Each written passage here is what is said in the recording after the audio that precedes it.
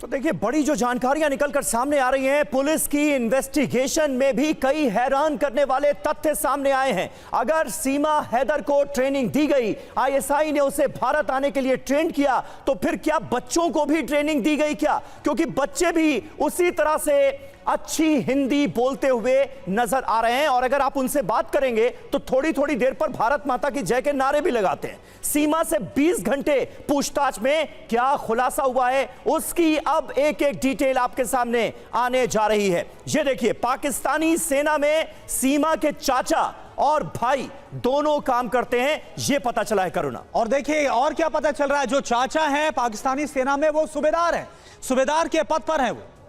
जी हां, सचिन से पहले सीमा ने भारत में कुछ लोगों से संपर्क किया था, यह बड़ी जानकारी भी निकलकर सामने आ रही। इसके साथ ही सीमा ने दिल्ली एनसीआर के कुछ लोगों को भी संपर्क किया था, यह भी बात सामने आ रही है। और सीमा ने दिल्ली एनसीआर के कुछ लोगों को संपर्क अब किस मकसद से किया था, यह पड़ताल जारी है। सेना से जुड़े लोगों को भी सीमा ने फ्रेंड रिक्वेस्ट भेजी थी, यह पता चला है। और यह जानकारी जो सामने आई है, यह कई तरह के शक पैदा करती है। हर सवाल का नपातुला जवाब सीमा हैदर की तरफ से सामने आ रहा है।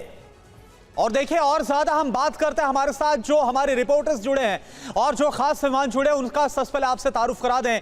जितेंद्र शर्मा इस वक्त हमारे साथ नोएडा से लाइव जुड़े हुए हैं। ऋतु रोहिणी इस वक्त सीमा के घर से, यानी कि जो सचिन मीना का घर है वहां से हमारे साथ लाइव है। अभिजीत ठाकुर हमारे साथ नोएडा में उस घर से लाइव है जहां पर सीमा किराए पर रहती थी। विवेक शर्मा हमारे साथ नोएडा से लाइव है। गुलाम अब्बास हमारे साथ पाकिस्तान से जुड़े हैं। इसके साथ ही उनीशा फातिमा कराची से हैं। जुनैद जैकुबाबाद जो कि सीमा का जहां पर ससुराल है वहां से हमारे साथ लाइव है। और इसके साथ ही सईद बासित जो यूट्यूबर है पाकिस्तान से हमारे साथ लाइव जुड़े हैं। और साथ ही जो खास मेहमान हमारे साथ यहां स्टूडियो मौजूद हैं, उनके बारे में भी आपको बता दें। Brigadier Sandeep Thapar DDG military intelligence हमारे साथ मौजूद है। संजीव देसवाल जो प्राइवेट जासूस है वो भी हमारे साथ लगातार रहेंगे। और पारुल खेड़ा जो सामाजिक कार्यकर्ता है वो हमारे साथ मौजूद है। और साथ ही रोहित पांडे जो वकील है सुप्रीम कोर्ट के, वो हमारे साथ है। आप सभी का बहुत बहुत स्वागत है। और चलिए सबसे पहले जितेंद्र, मैं आपका रुख कर रहा हूं, यह बताइए क्योंकि एटीएस के सेफ होम में इस वक्त सीमा और उसके साथ सचिन और परिवार वालों को रखा गया है, अभी तक की जो पूछताछ हुई है, क्या बड़ी बातें निकलकर सामने आ रही है? जी बिल्कुल, देखिए 24 घंटे हो चुके हैं, सीमा से लगातार पूछताछ की जा रही है। इस पूछताछ में कई अहम बातें उससे पूछी गई, उससे जानने की कोशिश की गई कि क्या कभी उसने किसी कोडवर्ड के अंदर बात की, जैसे फूपी और फल के बारे में, जिनका कोडवर्ड आईएसआई अक्सर करता है। फूपी उस शख्स को कहा जाता है जो कि जासूस होता है, और जो फल होता है वो रुपयों के लिए कहा जाता है। तो इन कोडवर्ड के बारे में उससे जानकारी ली गई। साथ ही उसका जो चैट अब तक रिकवर हुआ है, जब चैट की स्टडी की एटीएस ने, तो उससे कहीं ना कहीं साफ पता चला कि सीमा अच्छी हिंदी भी बोल रही है, अच्छी इंग्लिश के वर्ड का भी उस चैट के दौरान इस्तेमाल कर रही है। तो आखिरकार इतनी नपी तुली सधी हुई भाषा का इस्तेमाल वो सचिन के साथ चैट के दौरान पिछले 1 साल से कैसे कर रही थी, तो उसके बारे में भी उससे सवाल जवाब किए गए, जिसका कोई जवाब सीमा के पास नहीं था। साथ ही सीमा के जो फेसबुक अकाउंट था उससे पता चला, और साथ ही उसका जो इंस्टाग्राम अकाउंट है उससे ये पता चला कि सीमा ने पिछले कुछ दिनों में कुछ सैनिकों, इंडियन आर्मी के जो सैनिक हैं उनको भी फ्रेंड रिक्वेस्ट भेजी थी। और ये कुछ लोग ऐसे हैं जो कि दिल्ली एनसीआर के अंदर भी रहते हैं। जब उसके बारे में उनसे पूछा गया तो उसका कहना था कि मैंने रैंडम रिक्वेस्ट भेजी थी, मेरे को नहीं पता था कि ये लोग इंडियन आर्मी के अंदर हैं। तो इस तरीके से सीमा कुल मिला के ऐसे गोलमोल जवाब दे रही है जिनका यकीन एटीएस को कर पाना बेहद मुश्किल हो रहा है, क्योंकि जो चैट, बिल्कुल जो जानकारियां सामने आई हैं जितेंद्र, वो अपने आप में शक पैदा करती हैं, इसलिए पुलिस अधिकारियों को भी शक हो रहा है सचिन को हनी ट्रैप में फंसाया जा सकता है। इस बात को वो पुख्ता तौर पर कहते हुए नजर आ रहे हैं। अभिजीत ठाकुर हमारे संवाददाता नोएडा में मौजूद हैं, जहां सीमा किराए पर घर लेकर रहती थी, उसी इलाके में वो मौजूद हैं। अभिजीत, ये बताइए कि जब इस इलाके में सीमा किराए पर घर लेकर रह रही थी तो आसपास के लोगों को क्या कोई शक हुआ उस पर, या फिर उसका हाव भाव ऐसा था कि किसी को कुछ भी अलग नहीं लगा?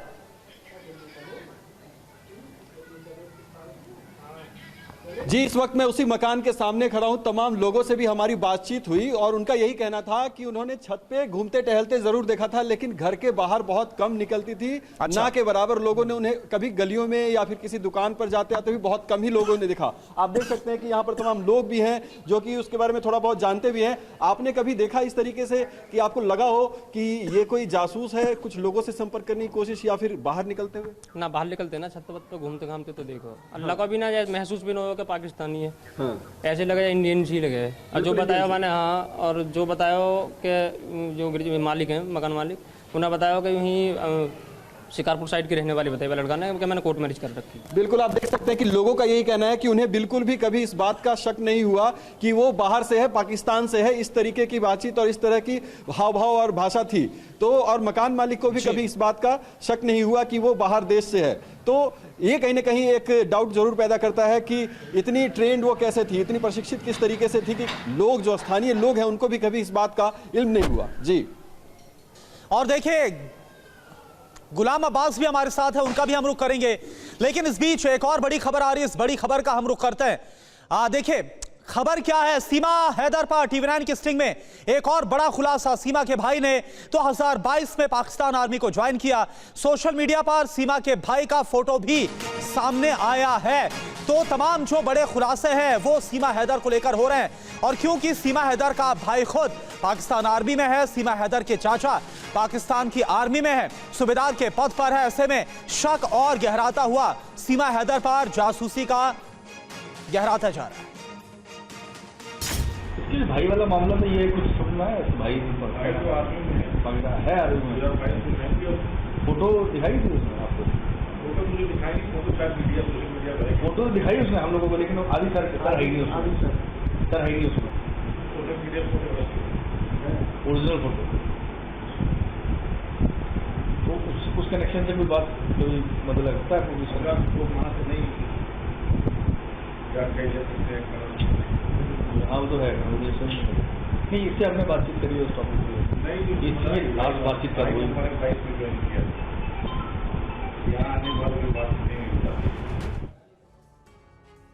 और देखिए सीमा पर पाकिस्तान से भी एक बहुत बड़ा खुलासा हो रहा है। कराची में सीमा की गुमशुदगी की रिपोर्ट दर्ज है। सीमा के ससुर ने बालिर कैंट थाने में दर्ज कराई है सीमा की गुमशुदगी की रिपोर्ट।